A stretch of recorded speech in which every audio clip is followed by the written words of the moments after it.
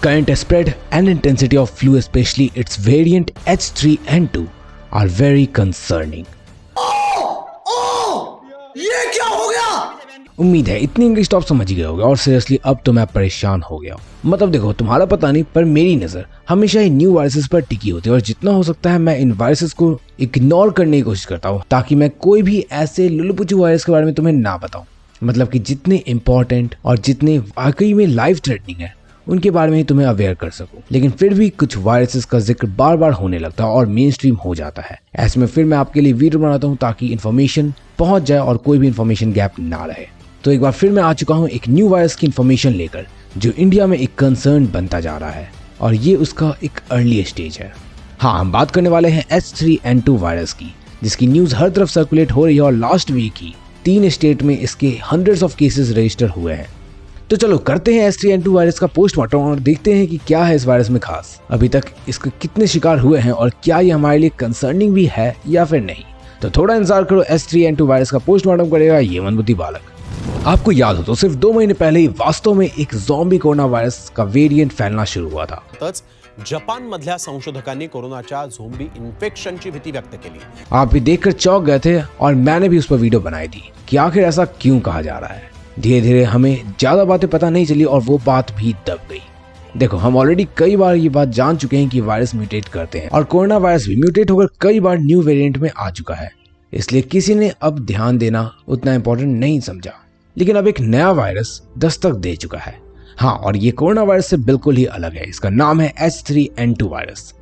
और देखो, उस वक्त गवर्नमेंट ने भले ही इंटरफेयर ना किया हो क्योंकि वो कोरोना वायरस का एक न्यू म्यूटेटेड वेरिएंट था, लेकिन इस बार गवर्नमेंट तक ने इस पर अपनी राय दी है और ये मामला थोड़ा ज्यादा स्ट्रिक्ट हो गया है। और इसका अंदाजा आप इसी बात से लगा सकते हो कि ये अचानक से काफी ज्यादा फैल गया और इससे 2 डेथ्स भी हो चुकी हैं, जिसमें से एक हरियाणा और दूसरा कर्नाटका स्टेट में हुआ है। ये सब कुछ इतना सीरियस हो चुका है कि यूनियन हेल्थ मिनिस्ट्री ने वार्निंग जारी कर दी है और फिलहाल उन्होंने एक अर्जेंट मीटिंग भी रखी थी जिसमें वो इस वायरस से बैटल करने के लिए कुछ अच्छे स्ट्रैटेजीज बनाना चाहते थे और साथ ही उनका फोकस जीनोम सीक्वेंसिंग पर भी था। मतलब सीधा समझो कि अभी जबकि प्रॉपर आउटब्रेक भी नहीं हुआ है, उससे पहले ही वैक्सीन पर भी काम चालू करने की वो सोचने लग गए थे। लेकिन अब सबसे बड़ा और इम्पोर्टेंट सवाल ये है कि ये सब शुरू कैसे हुआ। तो देखो, लास्ट वीक से पूरे इंडिया में फीवर, कफ और सर्दी की खबरें मिलने लग गई थी, इंक्लूडिंग मी। हाँ, मुझे भी हुआ था। अब ये सिम्टम्स बड़े बेसिक थे और कोई चिंता का कारण नहीं था, लेकिन इनके रुकने की ड्यूरेशन काफी बढ़ गई जितना पहले होती थी। मतलब कि पहले जहाँ इन बेसिक स्वाइन फ्लू जैसे सिम्टम्स को जाने में 2 हफ्ते का वक्त लगता था, वहीं अब ऐसा नहीं था और सभी एज ग्रुप टारगेटेड हो रहे थे। फिर क्या था, डॉक्टर्स ने इस पैटर्न को नोटिस किया और पता चला कि ये H3N2 नाम का वायरस है जिसके सिम्टम्स काफी माइल्ड और इस वीडियो को आने के टाइम तक पूरे इंडिया में 9 लोगों की मौत हो भी चुकी है। वहीं झारखंड में ही पहला केस रजिस्टर हो चुका है। अब फर्स्ट थिंग ये है कि you don't need to panic, as ये H3N2 वायरस बहुत ही कॉमन इन्फ्लुएंजा वायरस का टाइप है।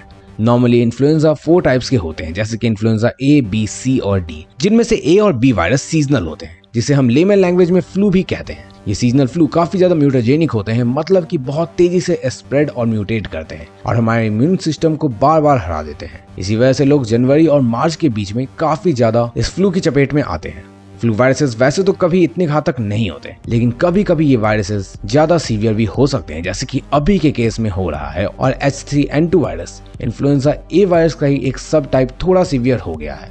सेंटर ऑफ डिजीज कंट्रोल, जो कि अमेरिका की हेल्थ ऑर्गेनाइजेशन है, उसने भी इसे एक डेंजरस पैथोजन माना है। तो क्या ये वायरस इस बार पैंडेमिक जैसी सिचुएशन बनाएगा?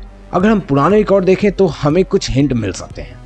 H3N2 वायरस का सबसे डेडली आउटब्रेक 1968 में हुआ था, जिसकी वजह से दुनिया भर में लगभग 1 मिलियन लोगों की जान चली गई थी। इसे हांगकांग फ्लू के नाम से भी जाना जाता है। तो सर्टेनली ये डेंजरस तो काफी है, लेकिन सिर्फ तभी जब ये बहुत बड़े लेवल पर स्प्रेड हो, क्योंकि इसकी मॉर्टेलिटी रेट सिर्फ 0.4% है। खैर, इस वायरस के सिम्टम्स बिल्कुल किसी भी दूसरे वायरस की तरह ही होते हैं, जैसे कि खांसी, बुखार, नाक बहना, गले में तकलीफ और सर दर्द।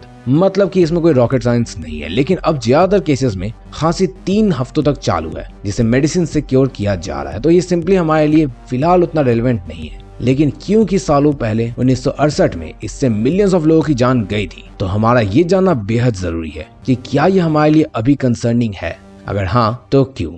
लेकिन उससे पहले अगर यहाँ तक देख लिया और चाहते हो कि मैं ज़ॉम्बी एपोकलिप्स कब होगा इस पर डेडिकेटेड वीडियो बनाऊं एक्सप्लेनिंग कि क्या हमें किस तरह से तैयारी करनी चाहिए, तो 2000 लाइक इस वीडियो पर कर देना और चैनल सब्सक्राइब कर दो। हम बहुत क्लोज हैं 90,000 सब्सक्राइबर्स के, तो सब्सक्राइब कर देना यार। तो अब देखो, जहां तक बात रही ये मुद्दा कितना कंसर्निंग है, तो हाँ ये वायरस बड़ा नॉर्मल है और कोई पंगे की बात नहीं है, लेकिन अगर ये स्पीड में फैला तो पंगा होना ऑब्वियस है। बाकी आई नो ये सवाल भी आपके मन में आया होगा कि इफ ये वायरस सीरियस नहीं था तो मैं इस पर वीडियो ही क्यों बना रहा हूँ। तो इसका बड़ा सिंपल रीजन है और सबसे पहला रीजन है पैसा ही पैसा होगा। नहीं, आई एम जस्ट किडिंग। आप ही लोग बोलते हो कि इस पर वीडियो बनाओ और इन्फॉर्म करो, तो बस वही बात है। एंड दूसरी वजह है इस वायरस का म्यूटेशन, जिसके कारण ये हमारे टॉपिक के लिए फ्यूचर में रेलेवेंट भी हो सकता है, क्योंकि हम जानते हैं वायरस म्यूटेट करते हैं और कुछ भी किसी भी वायरस के बारे में कहना बड़ा रिस्की है, क्योंकि वी नेवर नो कब कोई वायरस रातों रात इस तरह से फैल जाए जिससे फिर हमारे बचने के कोई भी चांसेस ना रहे। तो ये वीडियो को अब मैं और नहीं खींचूंगा, लेकिन I am seriously frustrated now, क्योंकि वाकई अब हर 2 महीने में एक नया वायरस आ जाता है और जैसे जैसे ये हो रहा है, एक तरफ कुछ लोगों में डर तो खत्म हो ही रहा है, लेकिन वहीं कुछ लोगों को ऐसा लग रहा है कि इतने वायरसेस अगर ज्यादा मात्रा में फैल गए, मतलब कि ज्यादा लेवल पर फैल गए, तो क्या होगा। खैर, आपको क्या लगता है, फ्यूचर में अगर कोई ऐसा वायरस आए तो क्या मुझे वीडियो बनाकर आप लोग को उसके बारे में इन्फॉर्म करना चाहिए या फिर नहीं? कमेंट में बताओ ताकि मैं कंसिडर कर सकूं।